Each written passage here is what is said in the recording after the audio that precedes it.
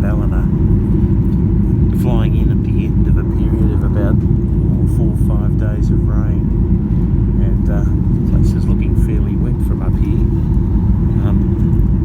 Some good rain has fallen and some sunny weather's coming, and so hoping to take advantage of that. It's still a beautiful place even in a cloudy day, so it's worth giving you this sort of shot of the Ballina area, which in general is a bit of a swamp.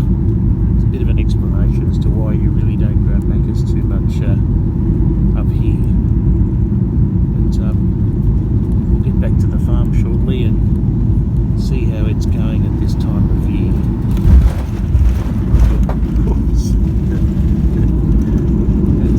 It's slightly rougher than normal landing too. Sorry if I've made any of you giddy.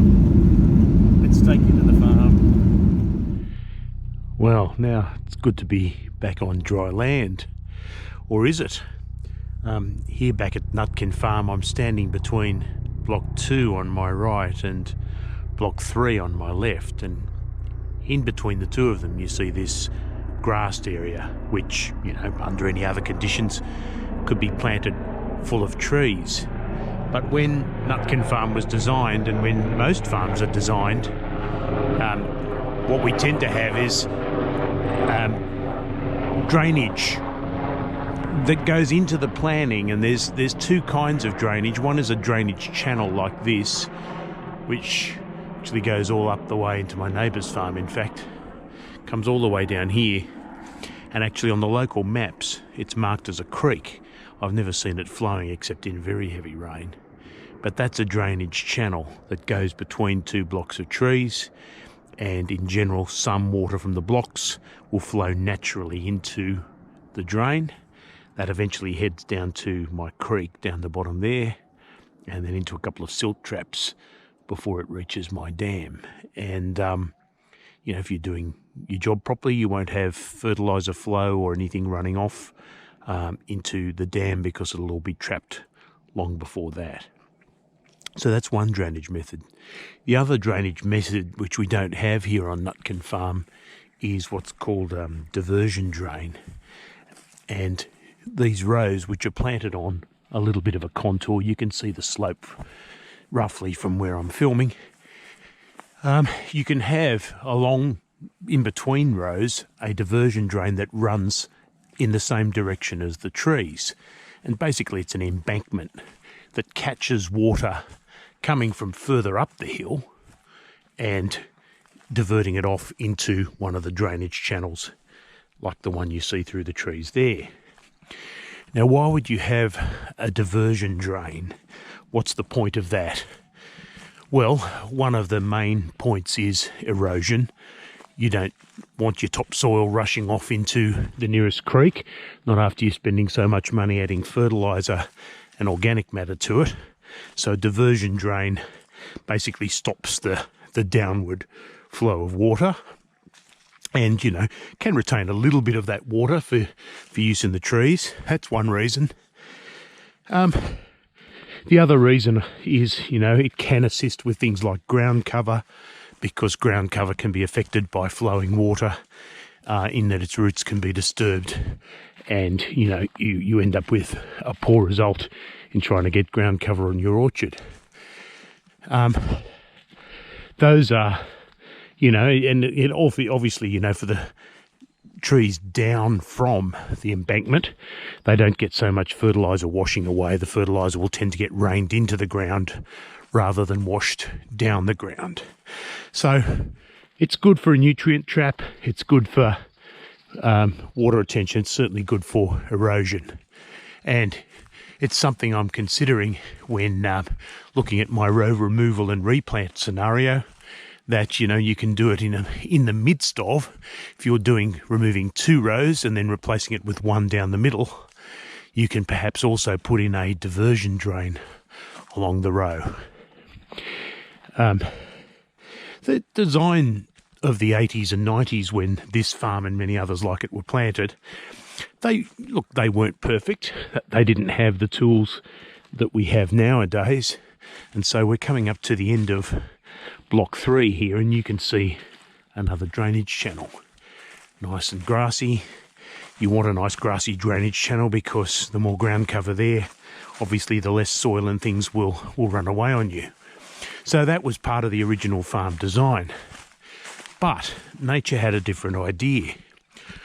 What you see here in between these trees, and I'll try and give you some perspective on it, is a drainage channel going up right between these trees here, coming down.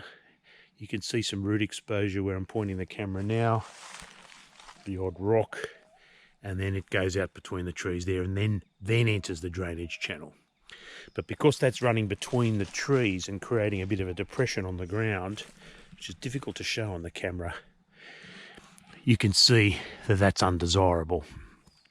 Now, how do you fix that? Well, look, in this particular case, you can't. You could try, putting some more dirt over it and compacting it down, but you'd probably end up with the same wash problem again over time. Still might be worth doing.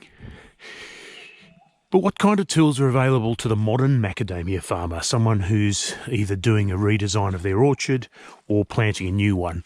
What tools are available there to look at drainage issues and management issues for a new block? Well, at a starting level, and this, is something you can use if you're buying a farm or, looking at farms to see how viable they are. The first tool is one in New South Wales anyway, called Six Maps, SIX. You can Google that and it'll lead you there fairly quickly. Its interface isn't, perfect by modern standards, but you can enter in an address, find out the exact boundaries of a property, and it'll show you a satellite view of the property, but there's a slider you can drag which will show contours, and it'll show you exactly how steep a property is. Very useful when considering buying a farm in the sort of more hilly areas away from the Alstonville Plateau, which is fairly flat. So those contours can give you some idea of what issues you might face if you were planting, say, a blank block of land. The more sophisticated tool that's used now both in farm rehab and initial farm planning is Lidar mapping. And it's something that I haven't got a lot of knowledge about yet, but I'm planning on getting a Lidar map of Nutkin Farm, which is going to be fascinating. It has the ability to give, very, very intricate detail of the bumps and contours of my farm, what the slopes are, and also a reasonably good head count on how many trees I have actually growing, as opposed to trees and stumps, which I've got a bit of in this block. So it's a very good planning tool if you're approaching a rehab task or if you're approaching a new planting task. And you can actually use this Lidar mapping as a very sophisticated tool to plot your new drains or improve the existing ones in the orchard. I'm likely to be using that tool to also assist in working out which rows to remove, because it may well be that a diversion drain could be optimal anywhere in this block of trees, and we're not quite sure where it would be the most benefit. But it could end up being a scenario where you remove 2 rows of trees, plant one a little bit offset, and have a diversion drain above or below the new planting. And that's quite an exciting task to look at. In other news, the out-of-season flowering here is still happening, and you can still see some evidence of the 344s in particular putting it on. My agronomist reporting that there's very widespread flowering across the northern rivers in the 344s. As I mentioned in my last video, there's likely to be more flowering in the standard flowering time. However, my agronomist believes now that rather than call it out-of-season flowering, it might even be early season flowering that contributes to next season's crop. Now that'd be great if it was, if it comes to pass, of course, because it does mean more nuts. Normally out-of-season flowering doesn't turn to nuts. But he came and inspected the farm a week ago, and he had a look around, and there's definitely some lace bug on the flowers. Not worth spraying for, he reckons, but if there's some early nut set, it may be a candidate for an early spray for macadamia seed weevil, just to protect those early nuts and to guide them along so that they can join the rest of the harvest in early 2022. So interesting development, and I'm not sure everyone would agree with my agronomist that these out-of-season flowers will turn into nut.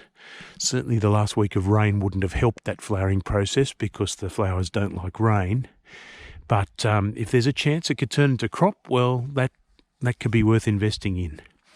And it's not a topic for this video, but there is, as of this year, a new pesticide which is very targeted, very good for beneficial insects, a very targeted pest, a new spray for macadamia seed weevil from Bayer. And it's a systemic as well. So I'll be looking into that, and we might be discussing that in a future video as an alternative to the current spray of indoxacarb. So something for the future there. In the meantime, we're due for another week of apparently good weather, or at least cloudy but not rainy weather. These trees look happy despite their poor cropping year, and I'm hoping we can do something interesting with them in the coming flowering season. Thank you for watching this video, and I hope you're having a good day, whether you be in lockdown or wandering free. See you soon.